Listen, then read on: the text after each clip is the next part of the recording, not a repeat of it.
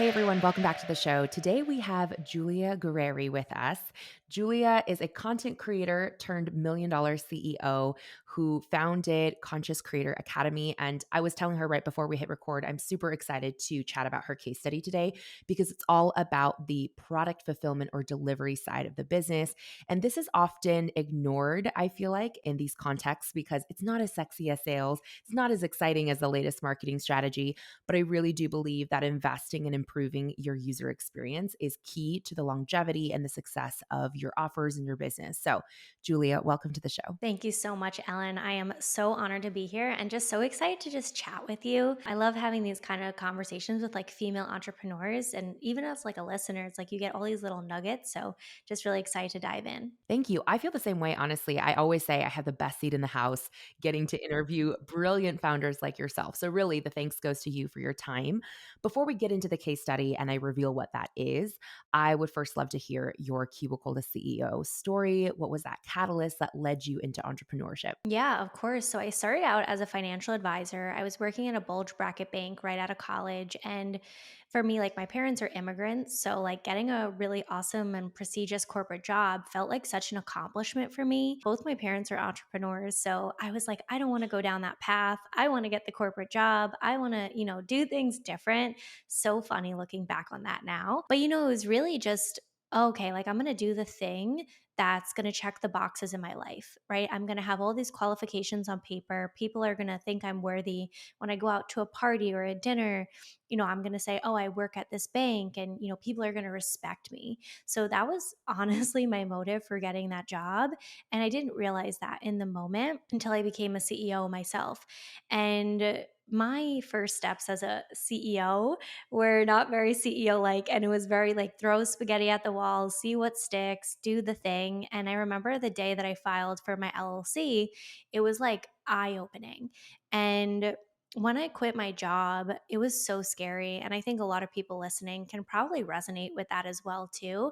And I think the scariest thing for me is that entrepreneurship has no guarantees, right? And I watched this video once and it basically said, if you're looking for a guaranteed path, entrepreneurship is not for you. There are no guarantees, right? It's high risk, high reward. So that was probably the hardest thing for me to overcome.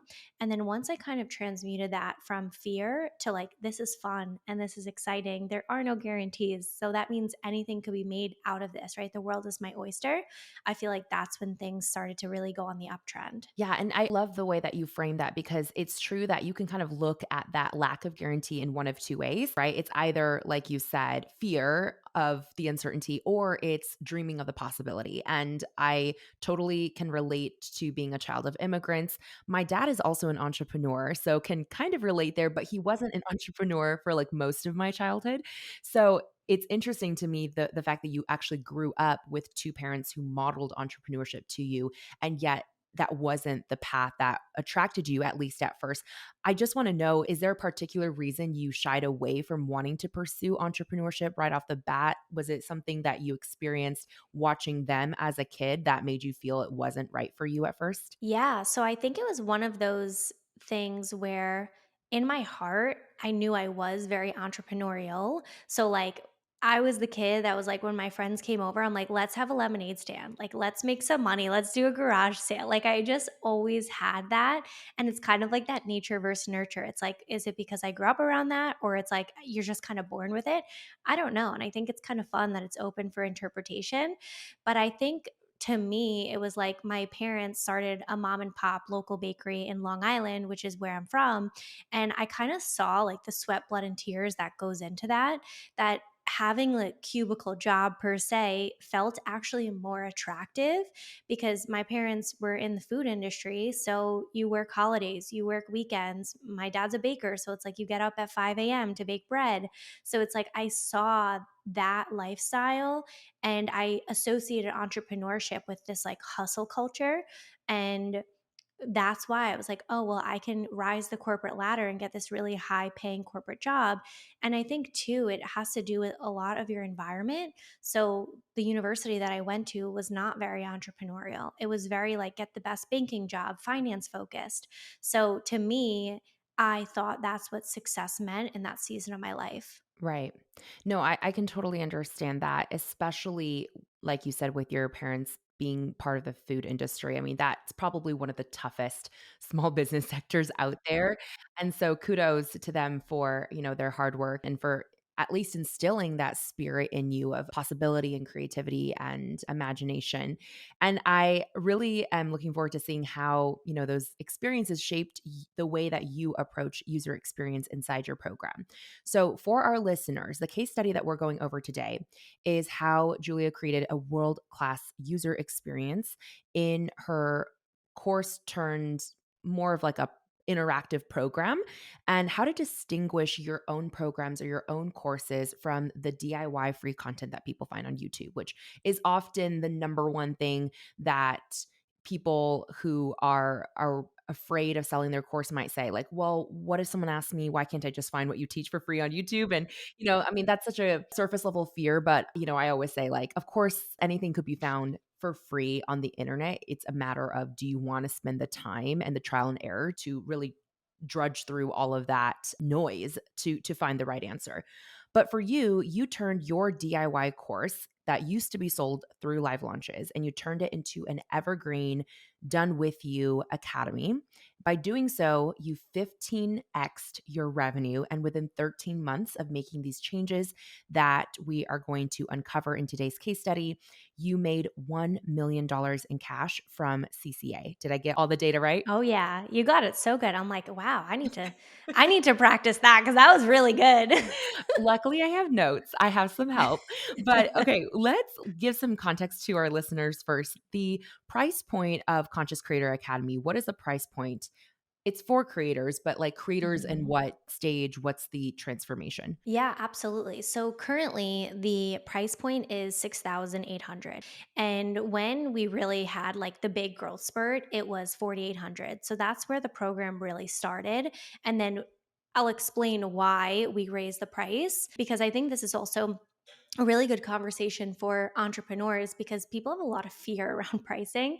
And I think you have to think about it more from that like user experience level, which is like, okay, you can only grow in two ways. It's either more clients or raise the price and less clients. So that's kind of where the shift came from. So currently it's 6,800. And the transformation of that program is helping content creators and coaches scale to six figures. So, most of our people are really looking to hit their first 10K in the first 90 days of our program. So, it's pretty streamlined, but the program has actually attracted a lot of current entrepreneurs that want to scale bigger. So we have clients coming in making 5K a month. And then, one of our clients, Olivia, started at 5K a month. Now she's at 40K in 30 days with us. So there's what's really cool about this model as well that I've created is that it can support people at all different levels. So it's like we can have someone who's literally just getting started just with an idea, hit 10K in 90 days, or we can have someone who's kind of already established and they're like, I want to skyrocket. So, what the program teaches people is really how to get up to 60K a month because everything that I did in that program is what I did myself. And that was my peak before I had to hit the next level. And when I say next level, that's when I started hiring a team. So everything inside of CCA is for people who want to get up to 60K a month. And the reason why I love measuring it by revenue is because I'm so big on the numbers and cash flow and profitability. Because I think there's a lot of this jargon out there that's like, invest in yourself, invest before you feel ready. Yeah, it's the implementation, not the information, right? The typical things we hear in the course industry. But what I'm really selling here is a community and like actual measurable KPIs and steps to achieve your goal. For example, today we got on the group coaching call that I was leading and I got some really awesome feedback at the end of the call. And I just started the call with like, guys, if you're not making the money that you want, just like straight up tell me and let's walk through it. Like, let's help you make more money. Let's help you become more profitable. And the reason my why behind the transformation of the program runs so deep in terms of profitability and cash flow is because I bought so many courses. I've been in the online education industry for some time now, and there's just too much of like, here's how much I'm making so you can make it too, versus here are the actual steps you need to take, the action items and the execution needed to be completed in order to achieve your goal. Absolutely. I could not agree more. It's that old saying like ideas are cheap, execution is everything. I So love I'm that. I'm with you 100% there. It's interesting because you say that students in general, not just for your program, but just in general, people are joining courses or programs because they want a specific result. And I, like you, also am very driven by tangible results and making sure that people have a clear outcome in mind of what they're wanting to Mhm. achieve if they invest in something of ours. However, you said what can vary though from person to person is what that specific result they're chasing actually looks like. But what stays the same or consistent across all students is the movement. I'm assuming here that you are defining movement as like how they consume the course or how they implement what they're learning inside the course. Of course, please feel free to correct me if I'm wrong there. But I would just love to know, in your opinion, what is the ideal structure or movement, as you call it, for a student to take through a program? Like, how do you define that? Yeah, that's a really great question. So I think the first thing that I always say, we do custom onboarding calls for everyone that joins with, you get assigned a client success coach. So that's a big part of the model as well, where it's like we're not just dumping information at you, like watch these videos and do these worksheets, because it's like then it comes back to like, yeah, you could just YouTube and Google this stuff. We want to give you a custom approach. So that's really the answer. So let's just say, this listener decides to sign up, and listener signs up and we get them on a custom onboarding call. The first thing we're going to ask them is, where do you want to be in 90 days? And you'd be surprised, everyone has a different answer. Some people come and they're like, I don't even care about making money really. I want to build a community. I want to grow my following. And when we know exactly where you want to be, we can reverse engineer that goal and help you get there. But a big problem that I had faced in the past, that I've faced as a student of, many coaches and courses, is when the two people aren't clear on the outcome. And then you kind of feel like, oh, well, we didn't fulfill my needs or the thing that I wanted. So the very first thing that we do with people is we surface like, what do you want? Why are you here? And this is something that you can't get in a DIY program, because in a DIY, it's like, watch this video and write it in your journal. Great, but you're paying for accountability. You're paying for the group coaching calls. You're paying to be in the movement and in the energy. Yeah, I agree with that. And what I feel like is maybe challenging, speaking from past experience of running a group program before we retired it, but also thinking about some of our listeners, is when people have varied results that they're seeking, how do you translate that on the front end with your marketing and having clarity in your message, right? Because I'm sure it'd be difficult to try to advertise or attract all different types of individuals with all different types of goals in your front end marketing. So how do you balance that where you still have a clear value proposition or clear outcome that your program is known for on the, like, I guess on the side before the checkout button, and then after the checkout button, making sure that they feel really supported in their personal goals? Sure. So it's very important to look at where the student is at and you meet them where they're at. So I actually just started working with a personal trainer. I'm kind of doing like this big cut and I want to get really serious about like my health and my fitness. And at the end of our first call, I said to her, wow, this was amazing. Like I've worked with a lot of dietitians and health and personal trainer and coaches and stuff, but like for some reason, like this is really clicking with me. And she's like, well, the truth is, I'm just meeting you where you're at and I'm helping you build from there. And that's what has been missing from a lot of my coaches in the past, a lot of courses, things like that. So, for example, whether you want to get to 50K a month or you want to get to your first sale of a $27 product, we're going to meet you where you're currently at. And I think this is why CCA stands out among the rest, is because we're not just selling a high ticket offer like $1,600, you're instantly going to make 10K tomorrow. We're very clear of like, this is what's possible. And it's like, you ever see that Black Mirror episode where you pick your way and then you choose the episode that comes next after you pick one option? That's how I feel the program is set up, where it's like, if you've never sold something in your life, I'm not going to go tell you to sell a 10K one on one coaching package, because I do a 15K one-on-one coaching package, right? So it's like you need to meet people where they're at, and we don't push like one specific offer to create one specific funnel. I was just coaching, one of the coaches on this yesterday, where I'm like, we give people a pantry full of ingredients, and your job as their one-on-one coach is to help them create the right recipe. Yeah, I totally get what you mean about making sure that it's not just feeding someone a copy paste formula, but rather helping them almost like think through the strategy in their business, right? And making sure they understand how to look contextually at where they're at and where they want to go and use the right tools and ingredients to be able to move that way. For you, the movement and the setting of the goal at the 90-day mark in specific, is that a very intentional thing? Like, is the 90-day mark chosen because you feel like that's the first milestone where you can accurately measure the progress made? Do you feel anything before 90 days is too early? Talk to us about how that plays into the movement that your students take through your program. Yeah, great question. So our method is start, grow, monetize. So we actually do a 30, 60, and 90-day checkpoint. And the reason why I like to do this is because let's just say we're on day 80 and you're not where you want to be and you didn't speak up and you didn't say something. Now it's like, oh no, right? So it's like we want to say at 30 days, like, hey, are you feeling supported? Hey, are you this? And I think this comes back to like even thinking about front end marketing. It's like you need multiple touch points with people, and this is really the key where it's like you're in a relationship with your customers, and most people get it wrong. And I think a lot of people in this space in general are just focused on marketing and sales, which is the topic of this podcast of like, no, you have to do more. I actually believe the most important time to connect with the customer is after they buy. And I would say majority of people think, oh, it's over, I won, they bought. Whereas for me, I didn't even know them really before they bought, right? I actually know them and can support them and start building the relationship in my eyes once they buy.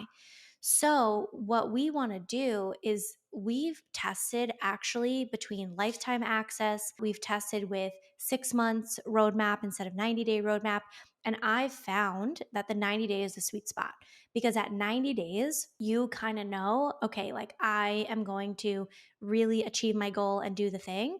Or you're just like, okay, maybe there's something internally I need to work on. Or like, hey, maybe this isn't the path for me. We have that happen a lot where people come through the program and they're like, honestly, I see how much work this is and I don't want it. Right? You think about people becoming entrepreneurs and going back to a corporate job, and that's okay. But we find at the 90-day mark is really when you're going to know if a person is going to be successful. And I always reflect it back to them of like, okay, well, what were the steps that you took to get to where you are? And then how can we create either a continued roadmap if they resign with us? Can they join a upper level program like the mastermind? Or is this maybe just not for you, right? We had one client once, she was like, oh my God, I didn't realize how hard it is to be a content creator, like whipping out your tripod in public. And it's like, we're in the game a while now. So it's like, we don't even think twice about these things. But someone's who's first starting, I can completely see that. And I think that's such a beautiful thing, actually, that is also underrated. If you can give someone clarity that something is not for them, it's actually just as great of a gift as giving them clarity on how to continue down that path. It wastes less of their time, right? They're able to make a faster, more informed decision. So I think that's a beautiful outcome in and of itself.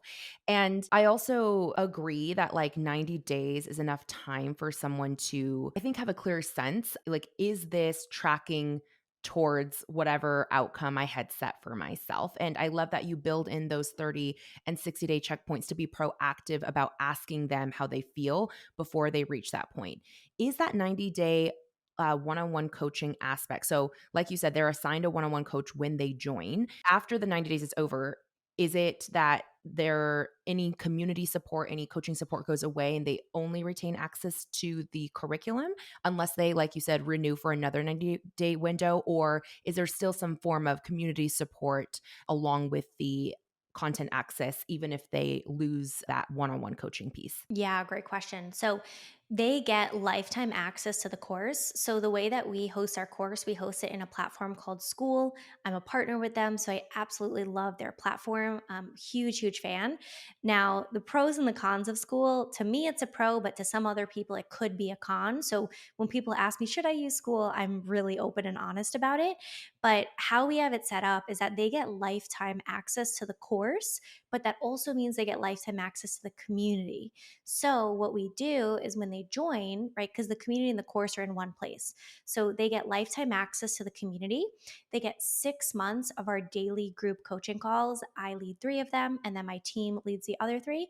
And then they get 90 days with the one on one support coach. So, it's kind of like tiered in a sense where it's like 90 days, 6 months, and then lifetime. And what I think is really cool is like most courses that you buy, right, they're lifetime access.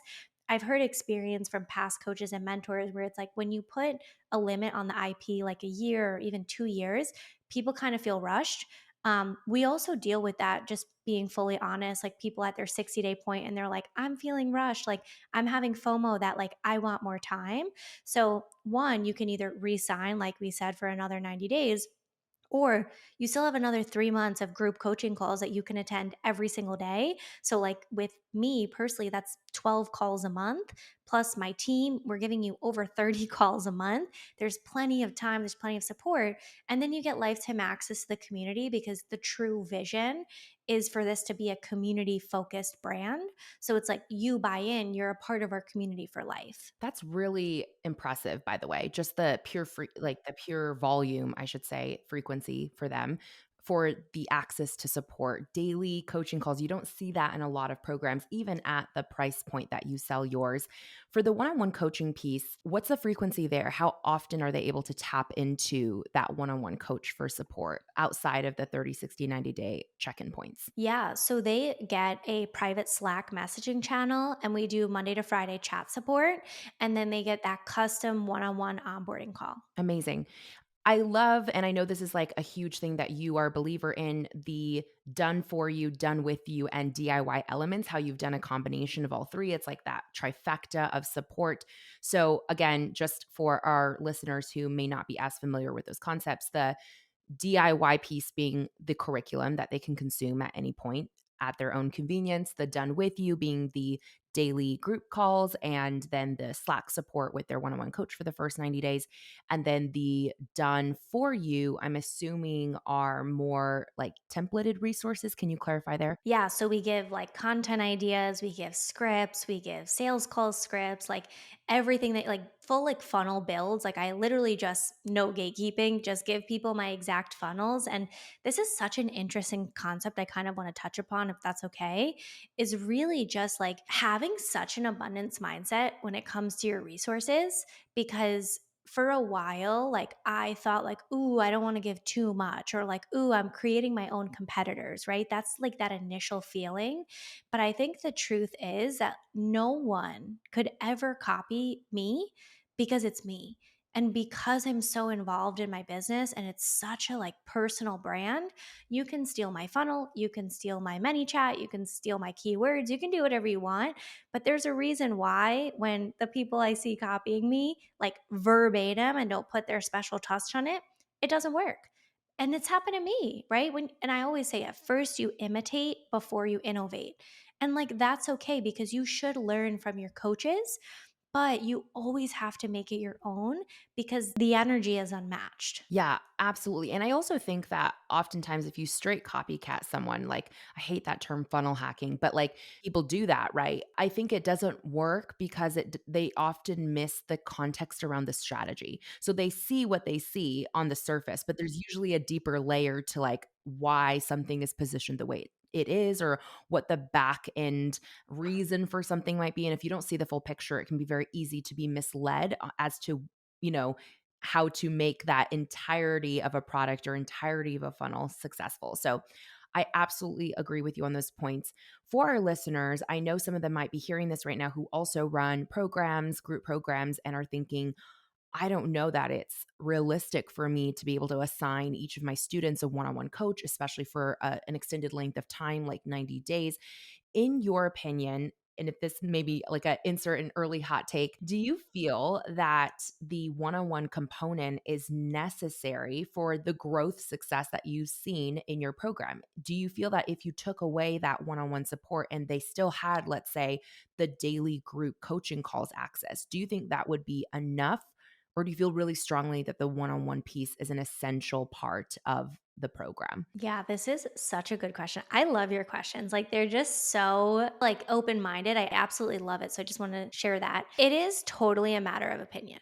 Like I have friends that are doing 50, 60, 70, 80K a month as like solopreneurs and they are like so happy. Their clients get amazing results and like yippee ki For me, I joined a program and I paid a lot more for it than the price of my program.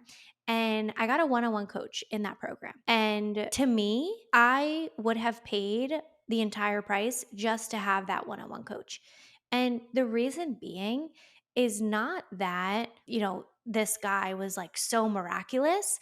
It was a touch point, right? He was an amazing coach, right? Don't get me wrong. I hope he's not listening, but he was an amazing coach. But like what it really was is in those moments when you feel like, I want to burn it to the ground, this is so hard. You literally just need a human to speak to. And I think the humanization of our program has been the key driver to its success.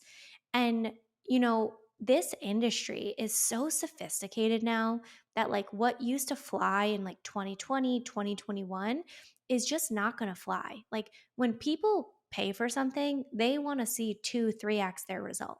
And to me, to deliver that level of transformation, you need some humans, you need some people. And especially now as the program grows, and I think this is a great time to tap into that, is that the reason why we had to raise the price is because I didn't want to compromise the quality. So for me, our volume, yes, has gone down, but our profitability and our results have gone up. For our client results only for the month of January that we know of, we have helped our clients generate over $100,000 in the month of January. The same month, we started limiting spots and we raised the price. So to me, it was the perfect and the right move. And I would say, like, if you're going to outsource it, you have to do the thing first yourself. So I was the one on one coach for like 6 months before I hired a coach. And then as I hired coach and I trained them up, I'm still very involved. Like I'm in the Slack channels, I overview, I give the coaches feedback every single week. So it's like then it becomes building the right structure and systems. But I would say if you're going to do a model like that, do it yourself first. Really learn how you coach.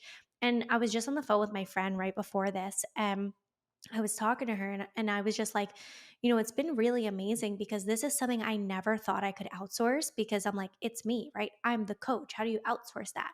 And that's when I realized that I completely shifted the model of my business from work with Julia to be a part of the Conscious Creator Academy and utilize our method. That distinction is so key. I think it's almost like the difference between access to you as a person versus access to what your brain creates, right? It's like two very different things.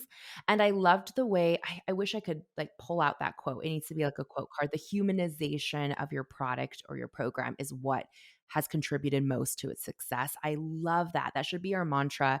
All of us in 2024 thinking about how do we humanize this experience, this product, whether it's a virtual, digital, or in person service or a physical product that people can tangibly interact with. Like, what's the humanization element? I just really felt like that spoke to me.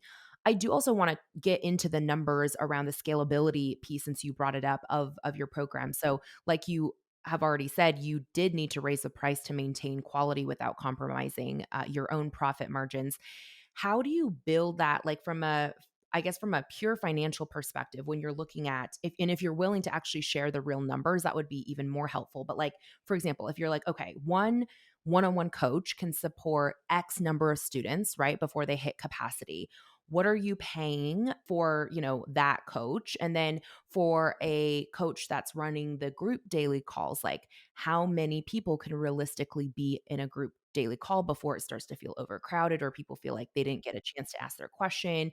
How many coaches on staff do you have? And then in relation to the labor costs rising as you have more students join to increase capacity, what is that profit margin on your actual course that you're trying to maintain? Because I'm sure that ultimately influences the pricing as well. Anyways, I know that was like a whole hodgepodge of number questions thrown at you, but anything you can share here would be very helpful. Sure. Great, great questions. I love these and I love to get in the nitty gritty. So, like, I am definitely your gal for that. So, I love this stuff.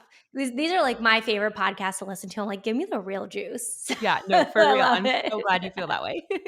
So, in terms of capacity and how many clients under management, each we call it a CSM, client success manager. So, each CSM can have, it used to be about 100 to 150. And that was when we were offering like monthly one on one coaching calls per client.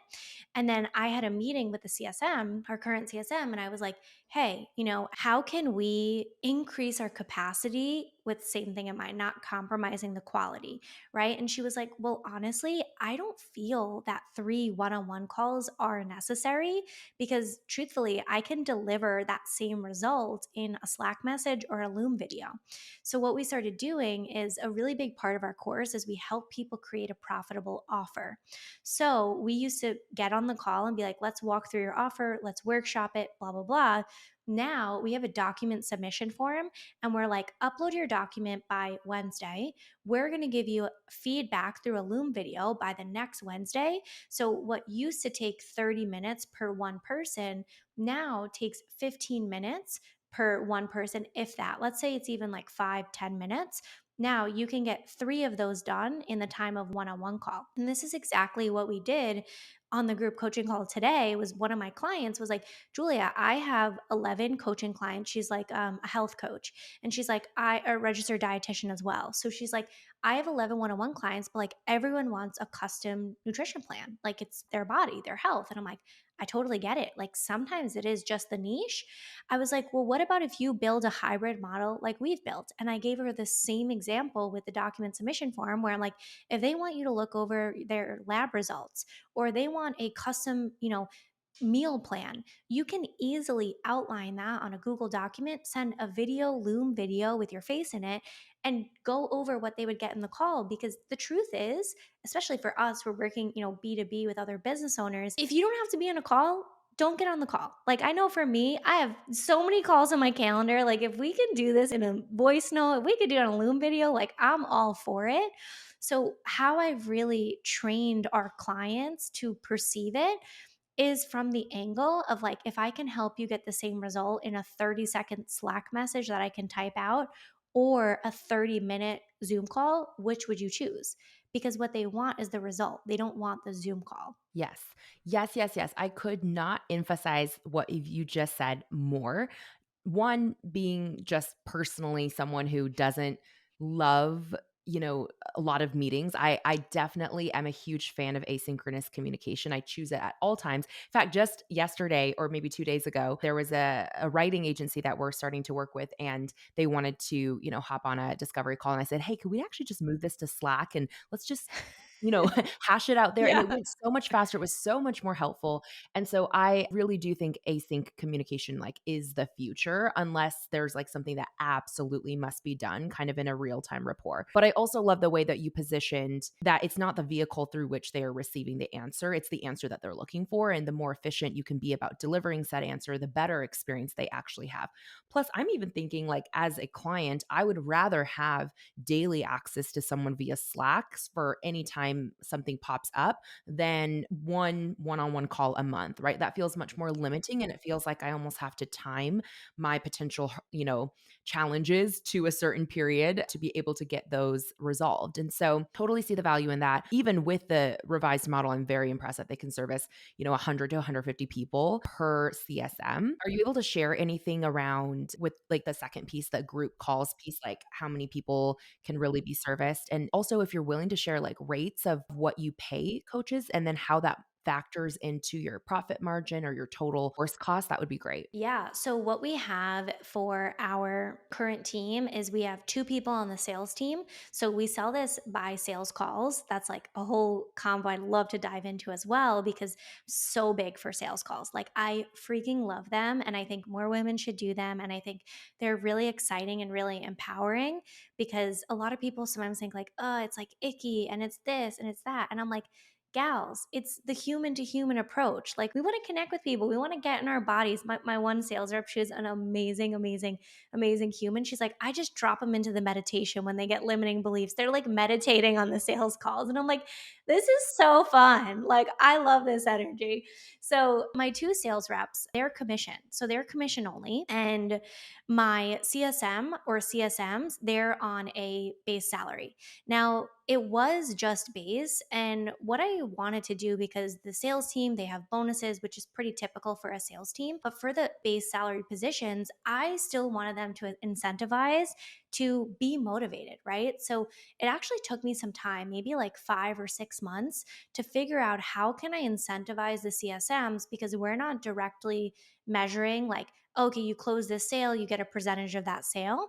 So just recently, like a month ago, maybe end of December, or it was like November, maybe, I came up with a new bonus structure for CSMs that I actually reward the CSMs for the client's cash collected rate. So, for example, if a client hits a 5K month, they get X. If the client hits 10K month, they get X bonus. And going back to like profit margins and numbers, I have about an 80% profit margin on my product. That's the direct cost of fulfillment. So that gives me wiggle room to do fun, incentivized bonuses like this and have that capacity to reward the CSMs. And then it's also been really fun to look at like, wow, if this CSM is making 3K in bonuses, okay, well then, yeah, I can totally justify a raise because now, right, we had 100K plus in client results, which first of all is amazing. That just makes me feel so fulfilled, right? We're delivering on the thing we said we're going to do. We're like knocking people out of the park where it's like we're promising 10K a month in 90 days and you guys are doing like 50K. And I'm like, what is going on here? So, it's just this all around like really motivating culture. And especially in like a salaried position, it has been so like motivating and exciting, and especially because the vision of this program is very entrepreneurial. So innovative, Julia. I just have to give you huge kudos there. I don't think I've ever heard someone in this online industry space incentivize back end fulfillment team members with bonuses and commission. Well, I shouldn't say commission. It's not exactly commission, but bonuses, bonus incentives, because and now that I'm thinking about it, it doesn't really make sense why it's not more of a like a regular occurrence because to your point, the satisfaction of the client comes all from the back end delivery and fulfillment. It's not really about the front end. Like, yes, the front end sale gets them through the door, but that retention rate, that referral rate, your overall success as a brand and the product reputation all comes down to fulfillment. So, of course, if they can help their students generate better results, then it's like a win across the board. And so that is so, so fascinating. I love this model. If you're listening to this right now and your interest is piqued by this, like go ahead and drop into Julia's DMs. We'll make sure to put her Instagram below or tag us on stories or something and just maybe give your 2 cents on this because this is a very interesting topic that I would love for our community to weigh in on. So, super fascinating. Earlier you mentioned too that, when it used to be live launch, the program didn't make nearly as much money or even have as much momentum as when you switched to evergreen. You're a huge fan of sales calls. I too love sales calls. Did that sales mechanism, the enrollment piece, change when you move from live launch to evergreen, or was the sales generator always sales calls? Yeah, absolutely. So I've tried a lot of different things. So, like, I've done the webinar to a sales call, the webinar to an application, sell them in the DMs.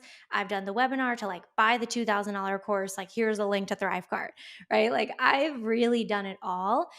What I found is that it is just so hard to bring a stranger to a high ticket sale like that after a webinar. Like, yeah, you can do the urgency and the emails and stuff like that, but the people that I see like absolutely like dominating live launching and webinars is because they've been in the game a while and they have a lot of that like reputation and trust built already. So it's like the webinar or like the live launch is kind of like the fuel of the fire to like really blow that thing up in a good way. Versus now, I've been running these kind of programs since 2021, but I really say like January 2023, like exactly a year ago, was like the kickoff of CCA because I rebranded it, I renamed it. What it was before was completely different. So, what CCA started as in January, I was like, I just want this to be like an evergreen $2,000, buy it on the webinar, 12-month payment plan type of course. And I was in the middle of the launch and I got on a sales call right before the launch. And I was like, yeah, like I have this launch coming up, blah, blah, blah.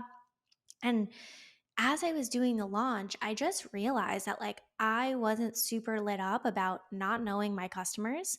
I wasn't super lit up about, selling something so high ticket to me, the people felt like strangers because this is what's interesting about social media is everyone feels like they know you, but you don't know them. Yeah, that parasocial trend is definitely fascinating. Exactly. And I've had failed webinars before. So I had like a little bit of trauma with it.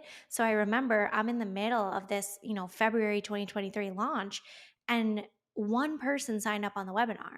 And I was like, I'm just not vibing with this. So in the middle of the webinar, I just changed it and I started booking sales calls. Literally, the course on the webinar, the early bird pricing was like $2,000. I'm literally like ripping sales calls. I booked like 15 calls, ended with like a $45,000 launch. Because in the middle of it, I was like, I want to do what feels an integrity with me and like where I'm going to put my best foot forward. So it's like the minute you just get on a call with someone and you're just like vibing, you're shooting the shit, you're like going back and forth, they see you're a real human being.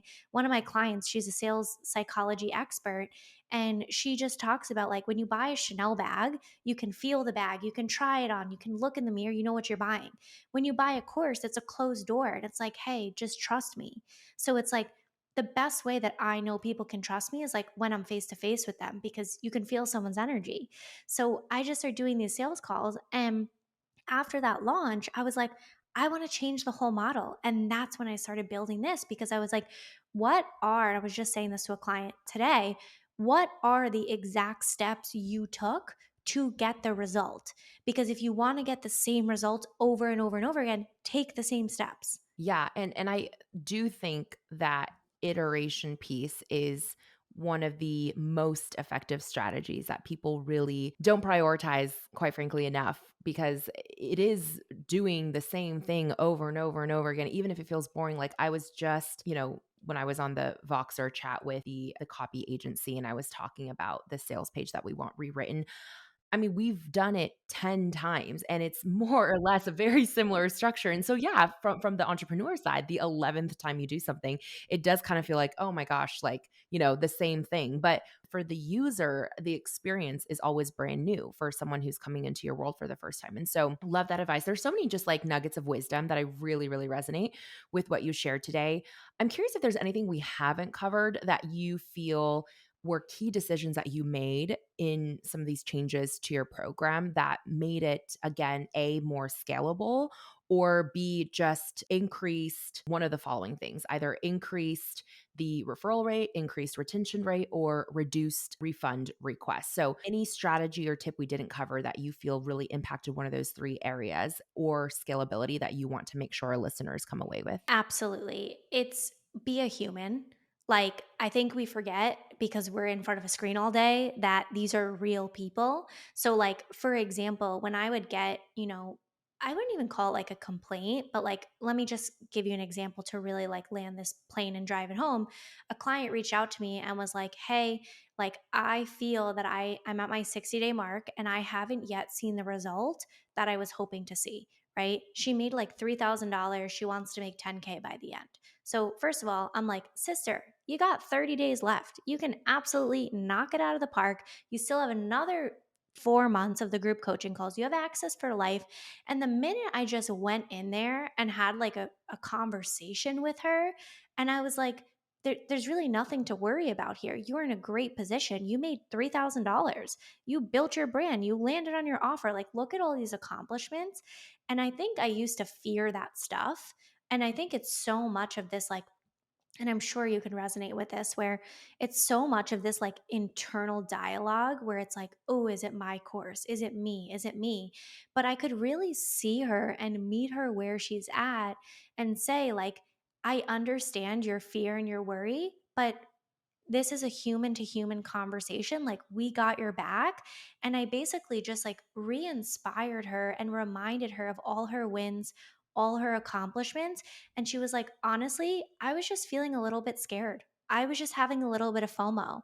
And it's like, at first, that may come off as like, this isn't working. I don't like this. And she didn't say those things, but maybe she was feeling that way. And for me as the coach, I always say to my sales team, figure out the real reason why. What is the deeper reason why? Because it's never the surface level stuff. So it's like, talk to your customers. One of my mentors always says there's no such thing as a passive relationship. So there's really no such thing as a passive income, because you need to constantly fuel it. Where it's like, if I went and go tell my boyfriend, like, hey, let's have a passive relationship, he's out the door, right? You got to nurture your relationship every single day, right? You have to still buy them cards 3 years in. You got to still make Valentine's Day sexy and exciting. You have to do the same thing with your customers.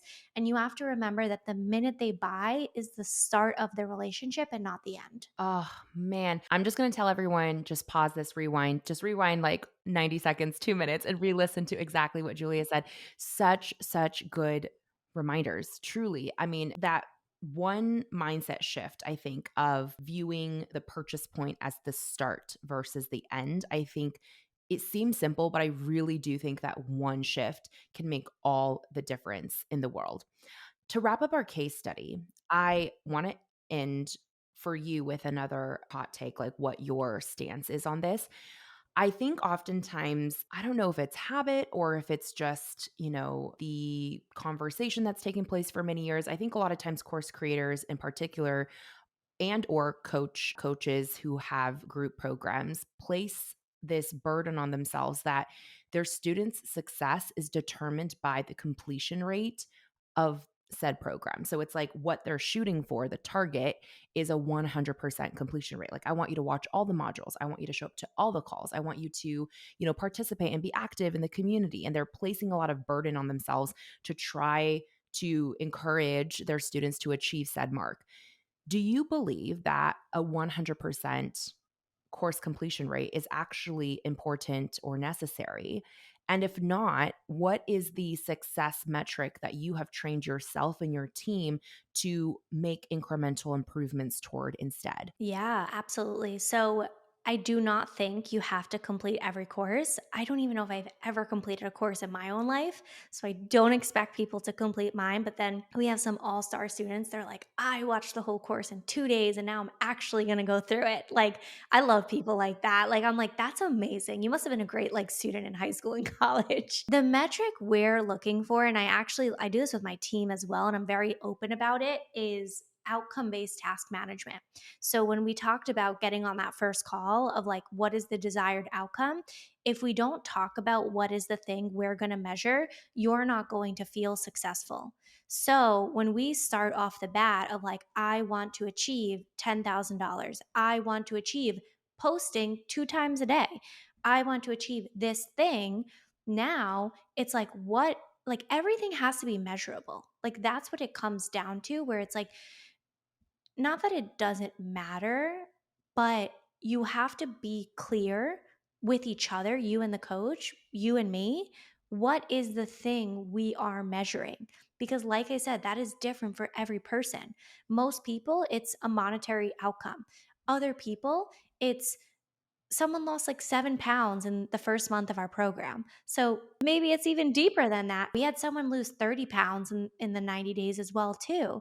So it's like, we want to know what is the thing you're specifically going after.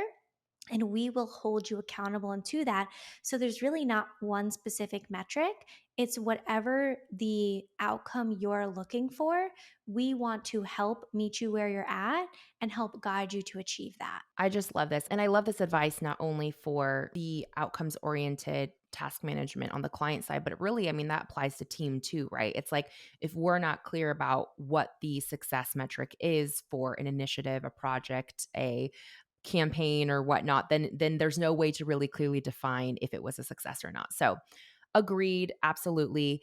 This case study on user experience has been immensely helpful. Thank you so much, Julia, for just bringing so much wisdom to this episode. I can already tell it's going to be a favorite of mine, and I'm sure many of the listeners.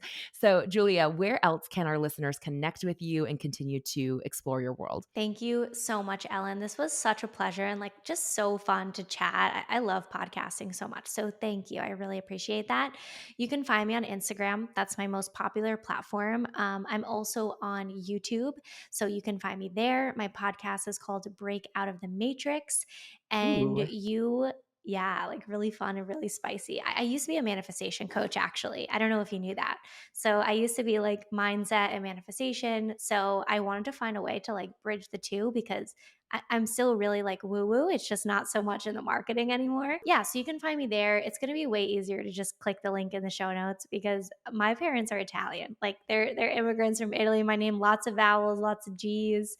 But yeah, so you can find me there. And just like you said, send me a DM. That's really the best way for me to connect with people. I'm always open to like hearing your key takeaways, your nuggets, and podcast listeners are my favorite. I feel the closest to them. I couldn't agree more. It's such an intimate form of communication. So, thank you all for listening. Julia, thank you again for joining us today. And like she said, all of the links will be below in the show notes. So, just go click over, start a conversation.